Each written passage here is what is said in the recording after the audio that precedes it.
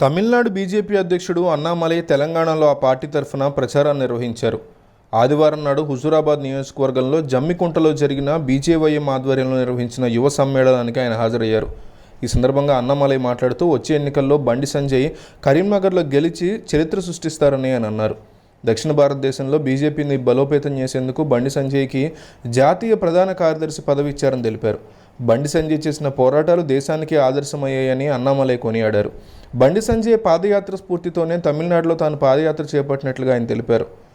జాతీయ పార్టీకి రాష్ట్ర అధ్యక్షుడిగా ఉంటూ ప్రజా సమస్యల మీద అలుపెరగని పోరాటం చేసి లాఠీల కేసులకు భయపడకుండా జైలుకు వెళ్లిన చరిత్ర సంజయ్కే సొంతమంటూ ప్రశంసలు కురిపించారు అన్నామలై. బండి సంజయ్ గెలిస్తే సామాన్యుడు గెలిచినట్లేనన్నారు.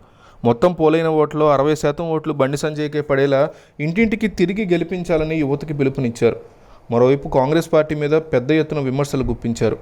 అబద్ధాల పునాదుల మీదే కాంగ్రెస్ అధికారంలోకి వచ్చిందని అన్నామలై విమర్శించారు. తెలంగాణ రాజకీయాల గురించి మాట్లాడుతూ కాంగ్రెస్ పార్టీ తెలంగాణలో అధికారంలోకి వచ్చిన 100 రోజుల్లో 6 హామీలు అమలు చేస్తామని ఇచ్చిన హామీలు నెరవేర్చడంలో విఫలమయ్యారన్నారు.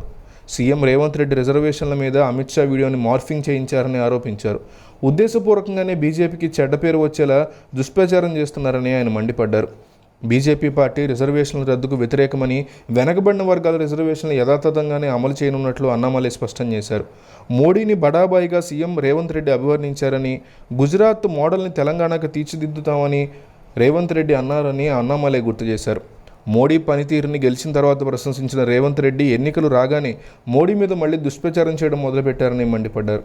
రేవంత్ రెడ్డి ప్రచార సభలో గాడిద గుడ్డును పట్టుకుని తిరుగుతున్నారని, అబద్ధాలు చెప్పేవారిని గాడిద మీద కూర్చోపెట్టేటువంటి సంస్కృతి రాయలసీమలో